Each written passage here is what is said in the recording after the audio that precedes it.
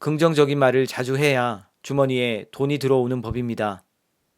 부정적인 말은 마음의 물을 흐리게 할 뿐이지요. 좋은 말을 자주 하면 행복해지고 나쁜 말을 자주 하면 불행해진다. 이처럼 세상은 아주 단순하게 흘러갑니다.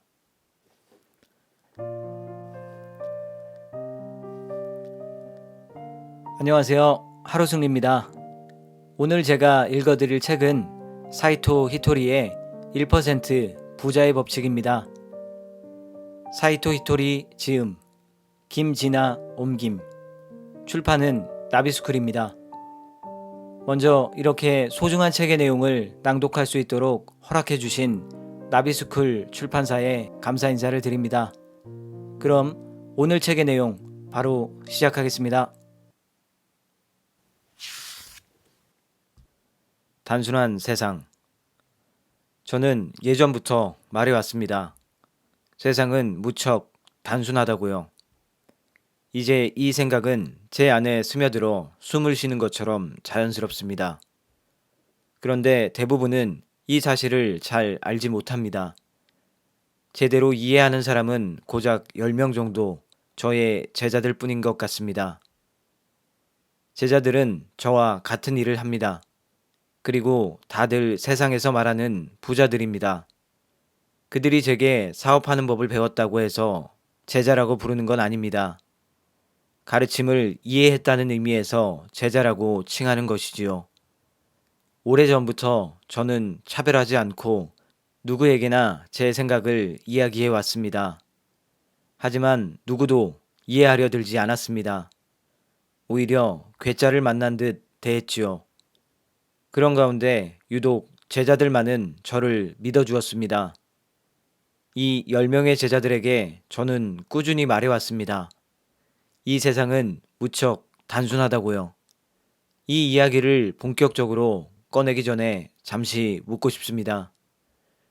돈이 있다면 우리의 소원은 모두 이루어질까요? 돈으로 소원을 이룬 뒤 우리는 완벽하게 행복할까요?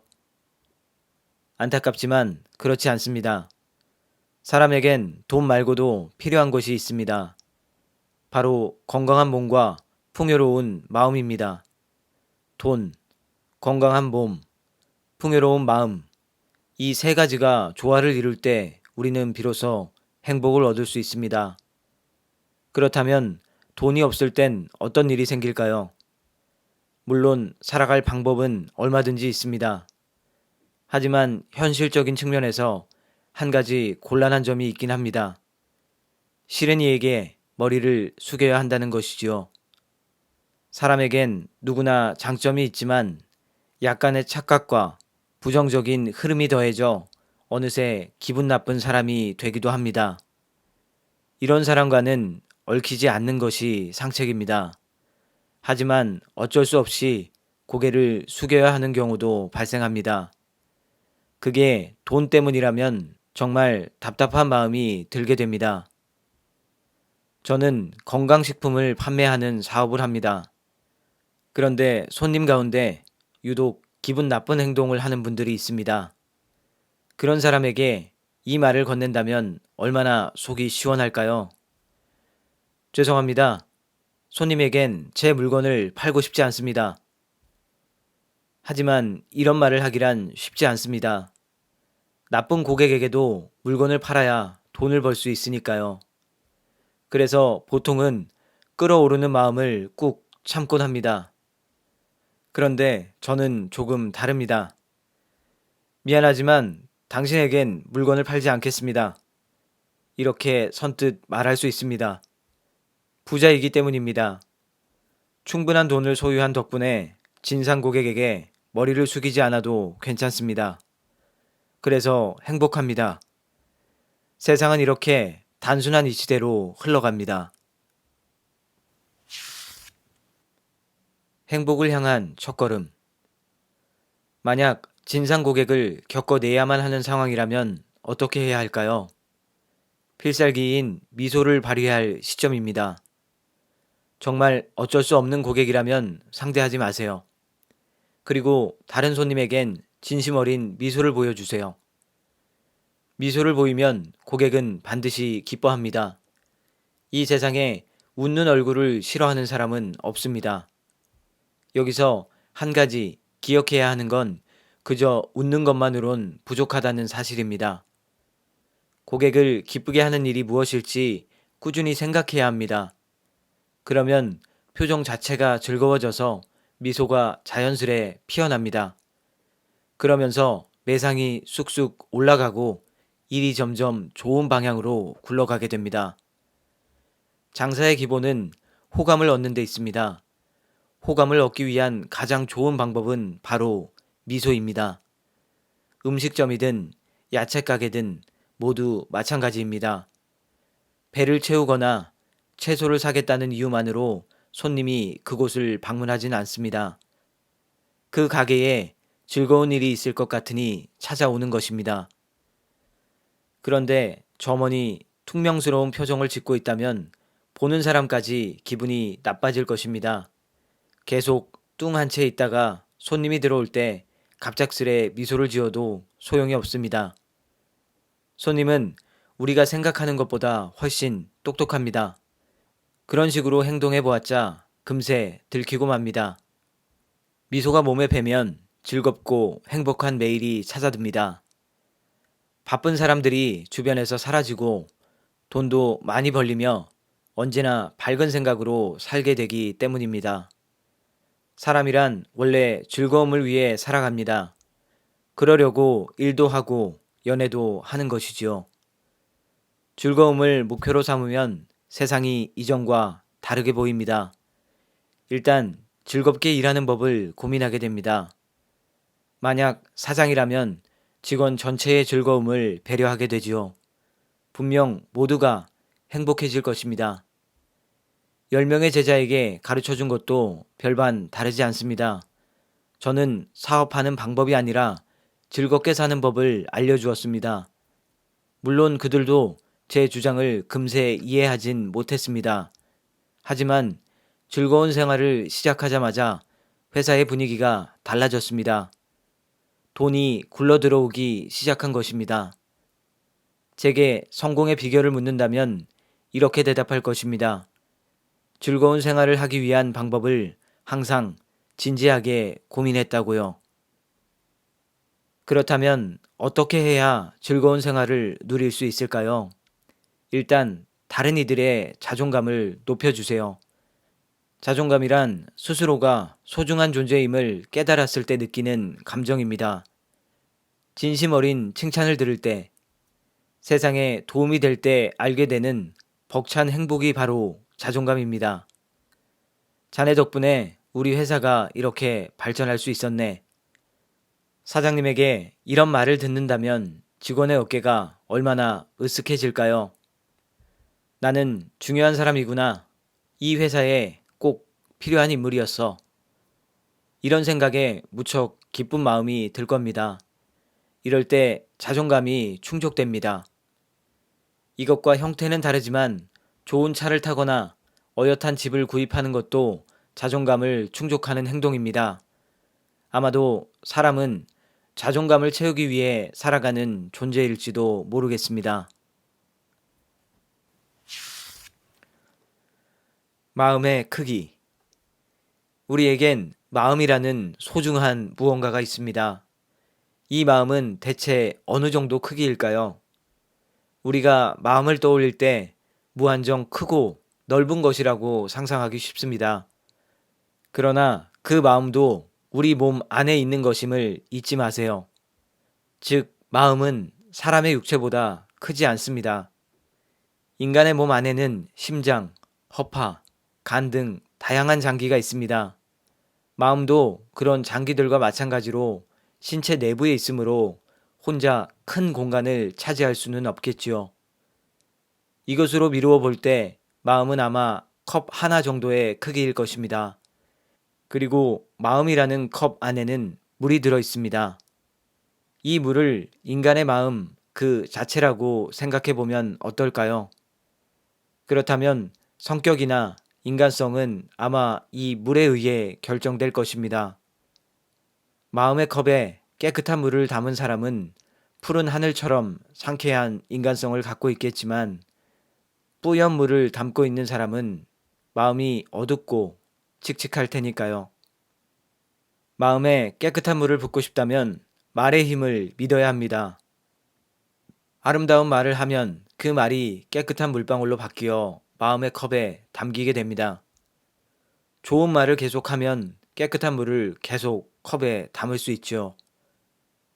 우리는 말의 힘을 간과한 채 살아가곤 합니다. 하지만 우리가 내뱉는 말 속에는 어마어마한 힘이 들어 있습니다. 평소에 별 생각 없이 입에 올리는 말이 한 사람의 인생을 결정지을 정도로요. 따라서 컵의 물을 맑게 하기 위해서는 자주 쓰는 말을 신중하게 골라야 합니다. 쥐꼬리만 한 월급으로 대체 어떻게 살란 말이야? 돈이 없으니 갈 데도 없어. 앞으로 어떻게 될지 너무 걱정이야. 이런 말을 자주 하면 아무리 시간이 흘러도 가난한 삶에서 벗어날 수 없습니다. 긍정적인 말을 자주 해야 주머니에 돈이 들어오는 법입니다. 부정적인 말은 마음의 물을 흐리게 할 뿐이지요.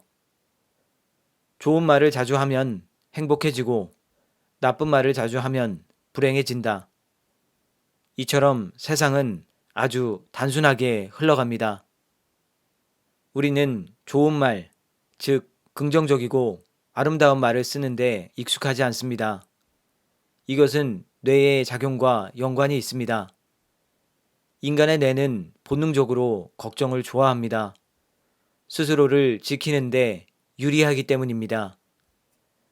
정리해고라도 당하면 큰일인데 우리 아이는 머리가 나빠서 벌써부터 장래가 걱정돼. 이렇게 하면 뜻밖의 일이 터졌을 때 어느 정도 충격을 줄일 수 있습니다. 하지만 이런 말을 반복하면 어느새 불행해집니다. 불안을 스스로 만들어내고 쓸데없이 고민하기 때문입니다. 마음을 괴롭히는 걱정의 말들은 더러운 물이 되어 컵 속에 똑똑 떨어집니다. 물은 계속 흐린 상태로 남게 되지요. 즉, 절대로 성공할 수도 행복해질 수도 없다는 뜻입니다. 나는 참 행복해. 나는 참 행복해. 지금 당장 소리내어 말해보세요. 이 말이 컵 안에 떨어지는 맑은 물 한 방울이 됩니다. 입버릇처럼 소리내어 말하다 보면 컵의 물은 점점 투명해지지요. 그리고 마침내 행복한 표정이 솟아나게 됩니다. 말은 에너지입니다. 입에서 나온 말은 에너지가 되어 하늘로 솟구쳐 우주로 날아가 별에 부딪힌 후 다시 자신에게로 되돌아옵니다. 나는 참 행복해. 이렇게 말하면 행복이 대답해 줍니다. 참 고마운 일이야. 그러면서 감사한 일이 나 자신에게 돌아오게 됩니다. 몇 배나 커진 상태로 말이지요. 연못에 돌을 던지면 동그라미가 점점 커지는 걸 볼 수 있습니다. 말도 마찬가지입니다. 한 개의 말이 만든 파문은 점점 커지고 반사되어 여러 가지 형태로 변한 후 말을 했던 사람에게 다시 되돌아옵니다. 나는 참 행복해. 그럼 언제 이 말을 꺼내야 할까요? 사실 언제든 상관없습니다. 장소와 시간을 막론하고 아무런 맥락도 없이 그저 이 말을 소리내어 말하면 됩니다. 그냥 툭 하고 이렇게 말해보세요. 그러고 보니 난 참 행복하단 말이야. 가끔 이런 질문을 받을 때가 있습니다. 쑥스러우니 혼자 있을 때 해도 될까요? 그리 쑥스러워할 필요는 없지만 그렇게 부끄럽다면 혼자 있을 때 해도 좋습니다. 사실 혼자 있든 다른 이들 앞이든 별 상관없습니다. 행복하다는 말을 입 밖으로 꺼내는 것 자체가 중요합니다. 나는 참 행복해. 이번 기회에 이 말을 아예 입버릇으로 만드는 건 어떨까요? 그러려면 생각할 필요 없이 입 밖으로 툭 튀어나올 테니까요. 그 말을 하기 위해 억지로 노력하는 건 좋지 않습니다. 자연스레 내 안에서 샘솟아 밖으로 튀어나올 때 더 큰 효과가 있게 됩니다. 1000번의 법칙. 마음의 컵 안에 담긴 물을 깨끗하게 하려면 좋은 말을 반복해야 한다고 앞에서 이야기하였습니다. 바로 이 네 가지가 좋은 말의 대표적인 예입니다. 정말 감사합니다. 나는 참 행복해. 못할 것도 없지. 난 참 풍족해. 이런 말을 소리내어 할 때 가장 중요한 것은 횟수입니다. 과연 몇 번이나 말해야 할까요? 바로 1000번입니다. 예로부터 1000이라는 숫자에는 신기한 힘이 깃들어 있다고 여겨져 왔습니다. 뭐든 좋으니 1000번을 꾸준히 하면 반드시 성공하는 법이지요. 1000번의 법칙도 마찬가지입니다. 재미있게도 뭐든 1000번 실행하면 신이 힘을 빌려줍니다. 나는 참 행복해. 이 말을 1000번 하면 자연스럽게 기회가 찾아옵니다. 그것도 깜짝 놀랄 만큼 절호의 기회가 말이지요. 그런데 한 가지 기억해야 할 것이 있습니다. 기회가 눈앞에 다가온 것과 그 기회를 붙잡는 것은 전혀 다른 문제입니다. 기회를 확실하게 붙잡으려면 이 말을 해야 합니다. 못할 것도 없지. 이 말을 소리내어 1000번 하면 됩니다. 나는 참 행복해 라는 말을 하다 보면 머지않아 눈앞에 다양한 기회가 찾아듭니다.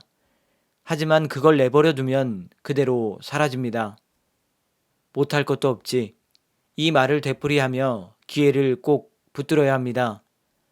혼잣말을 1000번이나 하면 이상한 사람으로 보이지 않을까 이런 생각이 들지도 모릅니다. 그래도 괜찮습니다. 나를 괴짜로 보는 주변 사람들의 시선은 일종의 저항이기 때문입니다. 비행기를 상상해 보세요. 그렇게 크고 무거운 물체가 어떻게 하늘을 날 수 있을까요? 그건 바로 저항 때문입니다. 공기 저항이 날개에 작용하면서 거대한 비행기를 공중으로 밀어 올리는 것이죠. 저항이 강할수록 비행기는 더 높이 올라갑니다. 사람도 마찬가지입니다. 저항을 견디며 한 걸음 더 내디디면 놀랄 정도로 높이 떠오릅니다. 하지만 뒤로 물러서면 결국 추락하고 맙니다. 저 사람 이상해. 좋은 말을 소리내어 하는 당신에게 누군가가 이런 말을 할지도 모릅니다. 하지만 쑥스러워하지 마세요. 당신을 향한 말들이 저항이 되어 높이 날아오를 수 있게 도와줄 테니까요. 운이 좋아지려면 저는 아주 행복합니다. 힘들지 않기 때문이지요. 그래서 내일을 걱정하지 않습니다. 물론 염려되는 일이 생길 때도 있습니다. 하지만 걱정거리가 있어도 괜찮습니다. 그럴 수밖에 없는 건 제가 아주 운이 좋기 때문입니다.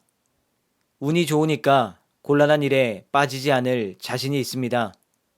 제 학력은 중학교 졸업이 전부입니다. 학교 성적도 좋지 않았지요. 제 주변에는 머리 좋은 사람이나 최선을 다해 노력하는 사람, 재능이 풍부한 사람이 많습니다. 하지만 지금 저는 그들을 제치고 수천억 원의 재산을 가진 부자가 되었습니다. 이건 운이 좋으니까 생기는 기적입니다. 아무리 공부를 잘해도 재능이 뛰어나도 운 좋은 사람을 이길 수는 없습니다. 가장 중요한 건 생각입니다. 운이 좋으니까 이런 기적이 일어났구나. 이런 생각을 가져야 합니다. 나는 참 운이 좋아. 이렇게 마음을 먹으면 운이 저절로 찾아오기 때문에 어지간한 목표는 쉽게 달성할 수 있습니다. 다른 예도 있습니다. 거리를 걷다가 벽돌이 떨어져 발끝에 맞았다고 가정해 봅시다. 아, 나는 왜 이렇게 운이 없지? 이런 식으로 생각하면 안 됩니다. 난 참 운이 좋아. 만약 머리에 맞았더라면 큰일 났을 텐데. 이렇게 생각하는 게 정답입니다. 이렇게 마음먹을 줄 아는 사람은 앞으로 운이 점점 좋아지겠지요. 조금 큰 목소리. 성공하기 위한 조건에는 목소리도 포함됩니다. 중요한 역할을 하기 때문입니다. 일단 목소리가 작은 사람은 성공할 수 없습니다. 모기처럼 작은 소리로 소곤소곤 이야기하는 사람이 성공했다는 건 들어본 적이 없습니다. 큰 업적을 쌓은 회사의 사장은 대부분 목소리가 큽니다. 무조건 목청을 높이라는 것이 아닙니다. 성공하는 사람들은 공통적으로 목소리가 조금 크다는 의미입니다. 목소리 크기 다음으로 중요한 것은 말의 질입니다. 말에는 수많은 의미가 담겨 있습니다. 상황에 따라 사용법이 달라지지요. 주의해야 할 점은 부정적인 말은 쓰지 않아야 한다는 것입니다. 난 다른 사람과의 대화에 서툴러. 나는 왜 이렇게 돈이 없는 거야? 이런 말을 해서는 안 됩니다. 대화가 서툴다고 말해봤자 소극적인 성격은 고쳐지지 않고 돈이 없다고 말해본들 지폐가 손에 들어올 리 없으니까요. 이런 식으로 말해서는 운이 좋은 사람이 다가오질 않습니다. 여기서 중요한 점은 자신의 서투른 점을 억지로 고치려 들면 안 된다는 것입니다. 스스로를 탓하거나 억지로 바꾸려고 애쓰는 대신 이렇게 한번 말해보세요. 못할 것도 없지. 꼭 소리내어 말해야 합니다. 처음엔 어색한 기분이 들지도 모르지만 그렇게 소리내어 말하는 것만으로 한층 적극적으로 될 수 있습니다. 매일 하다 보면 억지로 노력하지 않아도 자연스럽게 자신을 바꿀 수 있습니다. 돈이 없어서 가난한 사람이라면 소리내어 이 말을 해보세요. 나는 참 행복해. 난 참 풍족해. 그러면 자연스럽게 주변 사람들의 인식이 바뀝니다. 이 사람은 풍요롭고 행복한 모양이구나. 같이 밥이라도 먹을까? 이런 마음이 들게 되지요. 난 운이 없어. 가방끈이 짧아서 뭘 해도 안 될 거야. 이런 말은 좋은 관계를 달아나게 만듭니다. 부정적인 사람과 가까워지고 싶어 할 리 없으니까요. 말의 파동. 만물은 각자의 파동을 갖고 있습니다. 예를 들어 다이아몬드에는 다이아몬드의 파동이, 사람에게는 사람의 파동이 있습니다. 그리고 사람의 파동은 바로 말입니다. 나는 참 행복해. 못할 것도 없지. 난 참 풍족해. 이런 말이 좋은 파동을 일으킵니다. 그런데 파동은 생각이 아닙니다. 그래서 말의 의미를 믿거나 이해하지 않아도 상관없습니다. 그저 입버릇처럼 소리내어 말하면 자연스럽게 파동이 발생합니다. 생각을 바꿔야 사람이 변한다는 착각을 많은 사람들이 하고 있습니다. 그러다 보니 상황을 바꾸기 위해 자신의 사고방식을 전부 뜯어 고치려 듭니다. 하지만 사고방식을 바꾼다 해도 사람 자체를 바꿀 수는 없습니다.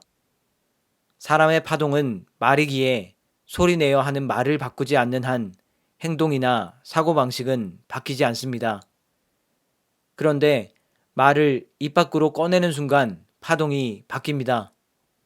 주변의 시선도 달라집니다. 그러면서 스스로의 행동이 바뀌게 됩니다. 말이 바뀌면 행동은 자연스레 따라갑니다. 즉, 말이 바뀌면서 행동도 바뀌고 병이 낫거나 사업도 잘 됩니다.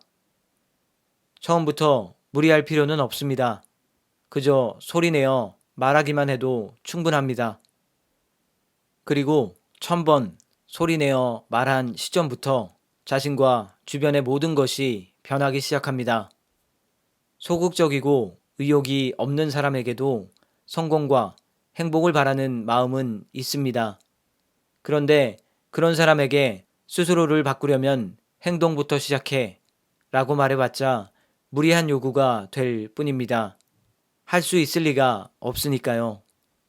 그보다는 이렇게 격려해 주는 편이 좋습니다. 무리하지 말고 그저 소리내어 말해보기만 해도 돼. 주의해야 할 점이 한 가지 더 있습니다.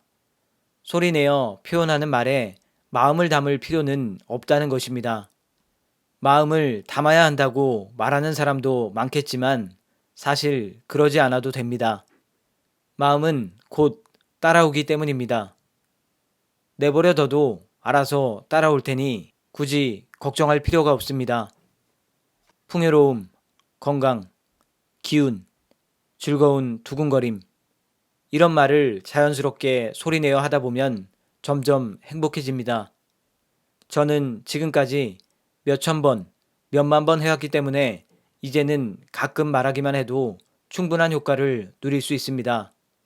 하지만 이제 막 시작하는 사람들은 일상생활 속에서 입버릇처럼 자주 말하는 게 좋습니다. 예를 들어 상사에게 업무 실수에 대해 지적받았다고 해 봅시다. 그럴 때는 이렇게 소리내어 말하면 됩니다. 이렇게까지 신경 써서 조언해 주시니 저는 참 행복한 사람입니다. 이렇게 말을 소리내어 표현하면 인생이 곧바로 바뀌게 됩니다. 어쩐지 쑥스럽다고 생각할지도 모릅니다.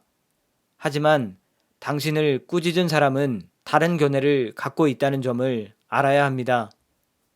결과적으로 당신은 자잘한 일에 풀죽지 않는 사람으로 보일 겁니다. 이 녀석 제법 강단이 있는걸. 이렇게 여러분을 보는 상사의 눈이 달라지겠지요. 아울러 여러분 자신도 바뀌게 됩니다. 즐기면서 하는 공부. 어떤 공부를 하는 게 가장 좋을까요? 바로 독서입니다. 가능하면 여러 분야의 책을 폭넓게 읽으세요. 다만 책을 읽는 게 고통스럽다면 굳이 독서를 할 필요는 없습니다. 독서를 즐거워하는 사람은 드뭅니다. 학교에서 열심히 공부한 사람도 사회에 진출하면 책을 거의 읽지 않게 됩니다. 하지만 정반대가 되어야 합니다. 사회에 나온 뒤에는 학창 시절보다 훨씬 더 많은 책을 읽어야 합니다. 왜냐하면 사회에서의 공부는 행복의 주요 키워드 중 하나인 돈과 연결될 가능성을 높여주기 때문입니다. 독서는 좋은 공부가 됩니다. 하지만 텔레비전은 그렇지 않습니다. 텔레비전 안에는 지혜가 없습니다. 정보가 공짜이기 때문입니다. 공짜 정보는 아무런 가치가 없습니다. 그리고 가치 없는 정보는 돈을 만들어내지 못합니다. 가치가 제로인 것을 아무리 모아봤자 제로에 불과하니까요. 따라서 텔레비전을 보는 것은 시간 낭비이므로 주의해야 합니다. 꼭 텔레비전이 아니어도 공짜 정보는 쓸모가 없다는 걸 기억하면 좋습니다. 예를 들어 책도 공짜로 받는 것이면 아무런 가치가 없습니다. 도서관에서 책을 빌려 공짜로 독서를 하는 건 가능하지만 뭔가 유익한 것을 얻고 싶다면 반드시 돈을 내어 책을 사 보도록 합시다. 대가를 지불하지 않고 얻은 지식은 자신의 피와 살이 되지 않습니다. 최근 들어 책을 읽는 사람이 적어진 것 같습니다. 어쩌면 이런 상황이 큰 기회일지도 모릅니다. 책을 읽지 않는 시대에 많은 책을 읽어두면 머릿속에 좋은 재료가 늘어나 다른 이들보다 풍요로운 삶을 누릴 수 있기 때문입니다. 모두가 책을 읽는다면 아무리 열심히 독서를 해도 두각을 나타내기 어렵습니다. 하지만 책을 읽는 사람이 거의 없을 땐 서너 권만 읽어도 금세 표가 납니다. 그런데 책 읽기에 대해 이야기를 나눠보면 부담스럽다는 반응이 대부분입니다. 읽은 내용을 일일이 기억해야 한다는 마음가짐으로 책을 대하기 때문입니다. 이런 사람들은 뭔가 도움이 될 만한 것을 얻기 위해 책을 읽는 경우가 많습니다. 하지만 그런 책 읽기는 오히려 해가 됩니다. 가장 좋은 독서법은 편하게 슬슬 읽어 내려가는 것입니다. 이해하지 못해도 괜찮습니다.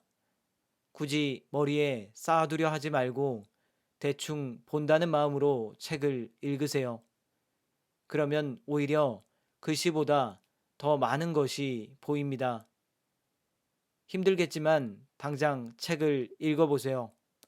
대다수가 독서를 하지 않는 시대에 혼자 책을 읽으면 상당한 격차를 벌릴 수 있을 것입니다. 그렇습니다. 지금이 바로 책을 읽을 절호의 타이밍입니다. 쓰임이 다한 지혜. 세상을 움직이는 중요한 진리 가운데 균형의 법칙이란 것이 있습니다.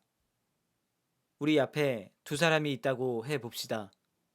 한 사람은 부자로 돈 모으는 법을 잘 압니다. 다른 사람은 판매하는 사원으로 물건 1,000만 원어치 파는 노하우를 갖고 있습니다. 그럼 이제 두 사람은 무엇을 해야 할까요? 바로 가르침입니다. 다른 사람에게 자신이 아는 것을 알려주는 것입니다. 아는 것을 흔쾌히 나누어 준다면 그들은 앞으로도 풍족한 삶을 누릴 수 있습니다. 하지만 혼자 간직한 채 꽁꽁 숨긴다면 언젠가는 반드시 실패하고 맙니다. 부자가 되는 법이나 물건을 파는 노하우는 사실 그들에겐 쓰임이 다한 지혜입니다. 그런 지혜를 움켜쥐고 있다 해도 아무런 쓸모가 없습니다. 쓰임이 다한 지혜는 나누는 게 답입니다. 주변 사람들에게 자신이 아는 것을 지속적으로 알려주세요. 점점 더 행복해지는 자신을 발견하게 될 겁니다. 왜 자신이 아는 것을 다른 이들과 나눠야 할까요? 쓰임이 다한 지혜를 움켜쥐고 있는 건 빈곤한 사람의 욕심과 다르지 않기 때문입니다. 빈곤한 마음을 지니고 살면 반드시 가난해집니다. 의미 없는 것들을 내려놓지 못하면 그 무게 때문에 가난의 늪에 빠져듭니다. 물건을 1,000만 원어치 팔 줄 아는 사람에게 그 노하우는 더 이상 필요가 없습니다. 그러니 다른 사람에게 나눠줘도 손해가 아닙니다. 물건 파는 법을 몰랐던 사람이 그 방법을 배운다면 무척 기뻐할 겁니다. 1,000만 원을 벌 수 있게 되었기 때문입니다. 그렇게 다른 사람을 가르치고 나면 신기하게도 지혜를 나눠준 사람에게 1,000만 원의 이익이 더 생깁니다. 쓰임이 다한 지혜를 타인과 나눈 보답인 셈이지요. 바라고 한 일은 아니지만 어째서인지 기대하지 않은 보답이 자신에게 돌아오게 됩니다. 운이 좋아지는 표정. 화를 낼 때 인상이 바뀌지 않는 사람은 없습니다. 자주 화를 내면 미간에 주름이 잡히고 눈과 눈 사이가 좁아지며 입모양이 일그러집니다. 이게 바로 인생을 최악으로 망치는 인상, 즉 불행해지는 얼굴입니다. 미간, 그러니까 이마 한가운데에 제3의 눈이라는 마음의 눈이 세로로 자리하고 있습니다. 이 제3의 눈은 사물의 본질을 꿰뚫고 세상의 소중한 것을 살필 수 있어서 사람을 행복하게 해줍니다. 그런데 미간을 찌푸리면 얼굴에 주름이 가운데로 몰려서 제3의 눈이 닫혀버립니다. 그렇게 되면 행복을 위해 필요한 아이디어가 절대 샘솟지 않습니다. 저는 언제나 싱글싱글 웃고 다닙니다. 이런 인상으로 지내면 제3의 눈이 활짝 열리기 때문에 멋진 아이디어가 끊임없이 떠오릅니다. 입이 옆으로 활짝 벌어져서 양쪽 입가가 위로 올라간 인상 또한 운세를 좋게 해주는 효과가 있습니다. 운세와 부탁. 미래란 인간이 그쪽을 향해 나아가는 것이라고 흔히들 생각합니다. 하지만 실제로는 미래가 우리를 향해 다가옵니다. 마치 파도처럼 말이지요. 내가 뭔가를 목표로 삼아 나아가는 것이 아니라 저쪽에서 나에게 찾아오는 것입니다. 그러니 앞으로 무엇이 다가올지 예측할 수 없습니다. 그러므로 앞으로의 일을 미리 염려하는 것은 시간 낭비일 뿐이지요. 어찌할 수 없는 미래를 생각해봤자 고민만 늘어납니다. 상황도 절대 좋아지지 않지요. 어차피 미래는 알아서 나에게 찾아옵니다. 대비할 수도 도망칠 수도 없습니다. 여기서 중요한 건 누군가의 부탁은 신이 예비해둔 미래로부터의 선물이라는 사실입니다. 신이 손수 준비한 선물을 기뻐하지 않을 사람은 없겠지요. 이러한 선물이 끊임없이 찾아오면 얼굴에서 웃음이 떠나지 않게 됩니다. 부탁이 많아질수록 운세가 좋아지기 때문입니다. 그리고 부탁을 기분 좋게 받아들이면 새로운 것을 익히게 됩니다. 즉, 다양한 경험을 쌓을 수 있습니다. 영어를 잘하는 사람의 착각. 영어가 특기인 사람이 자신의 실력을 살려 뭔가를 해보겠다고 마음을 먹는 건 아주 일반적인 일입니다. 물론 어느 정도는 잘 해낼 수 있을 겁니다. 하지만 이 발상으로 큰 성공을 이루기는 어렵습니다. 무한한 가능성을 스스로 제한하는 결과를 낳기 때문입니다. 다른 이들보다 뛰어난 기술이나 지식을 지닌 사람은 그걸 잘 활용하려 합니다. 그걸 당연하다고 여길지 모르지만 사실 그것은 잘못된 생각입니다. 성공하기 위해 기술이나 지식 같은 것은 필요 없습니다. 오히려 아무것도 갖고 있지 않는 편이 더 좋습니다. 지닌 것이 아무것도 없다는 것은 무엇이든 할 수 있는 가능성을 품고 있다는 뜻이기도 합니다. 아무것도 갖지 않은 사람은 뭐든 할 수 있으니 돈을 잘 벌 수 있는 사업을 하면 좋겠지요. 오히려 특별한 기술을 갖고 있으면 좋은 결과를 얻지 못할 때가 많은 듯 합니다. 세간에서 흔히 말하는 한심한 사람이 더 성공할 가능성이 높습니다.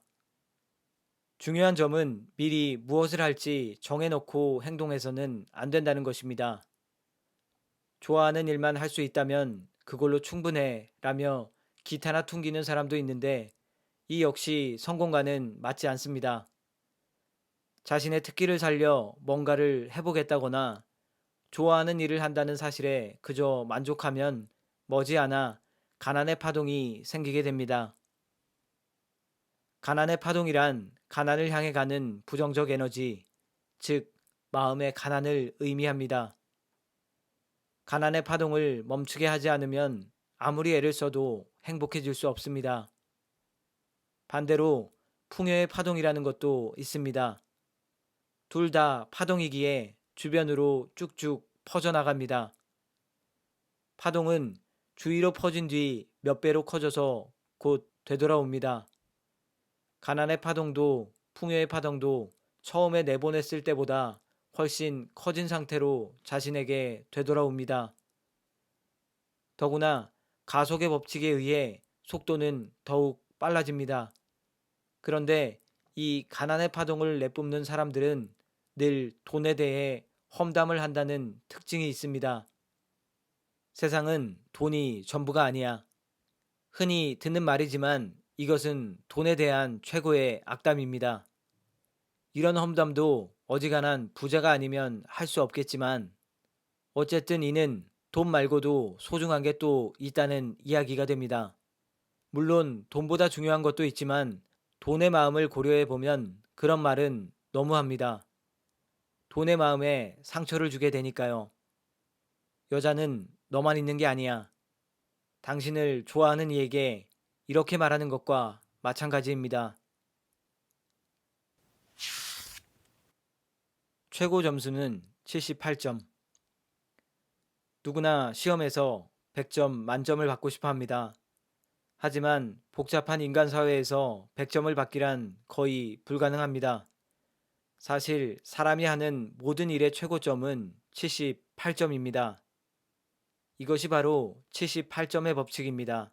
78대 22의 정리, 유태인의 법칙이라고도 불리지요. 누군가가 어떤 일을 최대한 잘 해냈다 하더라도 실제로는 78%밖에 달성하지 못합니다. 항상 22%가 남게 되지요. 하지만 그것으로 충분합니다. 남은 22%는 다음 단계에서 해결하면 되니까요. 이 세상의 모든 일은 개선을 통해 진보합니다. 항상 무언가가 부족하기에 더 나아지려고 노력하기 때문입니다. 그러니 미래는 반드시 밝습니다. 현재보다 나아질 게 분명하니까요. 사람은 항상 22%의 개선점을 남기고 다음 단계로 나아갑니다. 한 가지 개선점을 고치고 나면 22%의 개선점이 또 남기 때문입니다. 그런데 이걸 반복하다 보면 개선해야 할 부분이 점점 작아집니다. 이것이 바로 78%의 법칙입니다. 사람이 하는 일에는 무한히 이어지는 22%의 개선점이 남습니다. 즉, 이 세상에 완벽한 것은 존재하지 않는다는 뜻이지요. 완벽주의자는 뭐든 완벽하게 해내려고 미간에 주름을 잔뜩 잡고 있습니다. 하지만 완벽함이란 불가능하다는 것을 깨달아야 합니다. 이 세상 누구도 완벽한 존재가 아닙니다. 그런데도 완벽주의자는 불가능한 완벽함을 이루려 하니 여러 가지 문제가 발생합니다. 노이로제에 걸리거나 심한 경우 삶을 포기하기도 합니다. 완벽하지 않은 자신을 용서할 수 없는 것이겠죠. 그렇다고 뭐든 대충 하고 편히 살면 되느냐 하면 그건 또 아닙니다. 어떤 일이든 완벽을 기할 마음으로 하지 않으면 78%의 법칙은 작용하지 않습니다. 완벽하려 애를 썼지만 그래도 할 수 없는 부분이 있네. 못 해낸 건 다음에 개선해서 또 완벽을 추구하면 돼.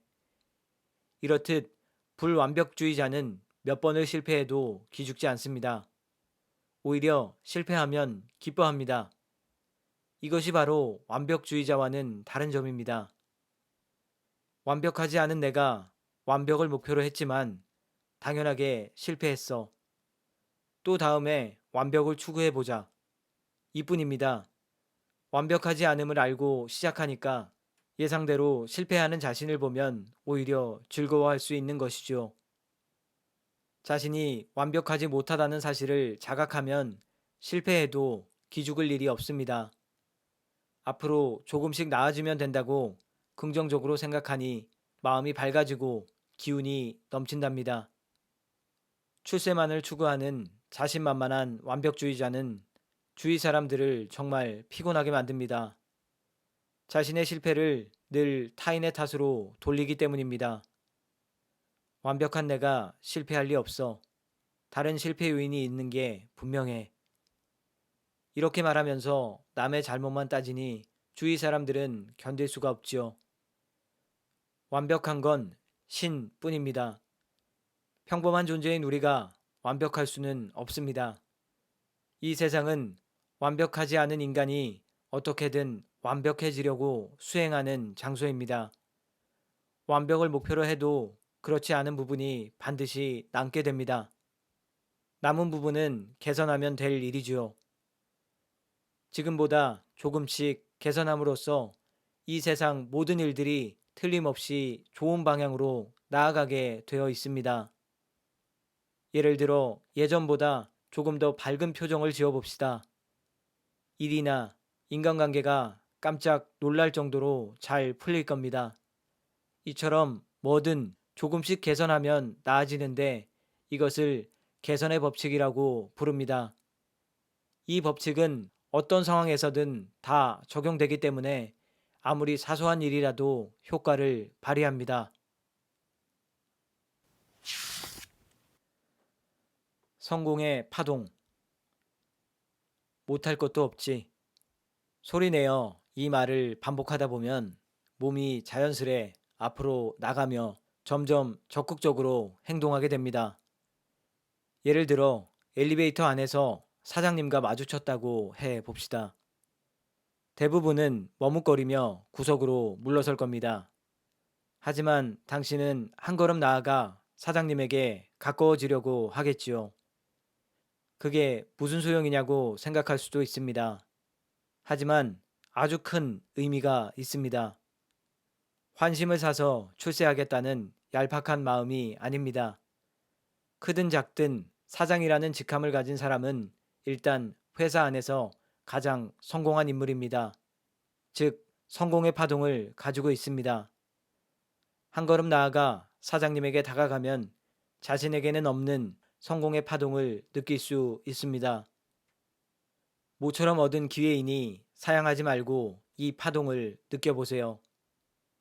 언젠가 여러분에게 귀중한 힘이 되어줄 것입니다. 정도의 차이는 있겠지만 성공한 사람들은 반드시 이런 파동을 지니고 있습니다. 그리고 파동이 강한 사람 곁에 있으면 자신의 파동도 함께 강해집니다.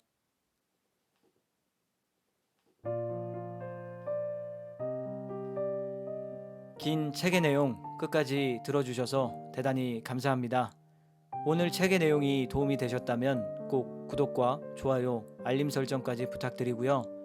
그럼 저는 다음에 더 좋은 책의 내용으로 다시 찾아오겠습니다. 감사합니다.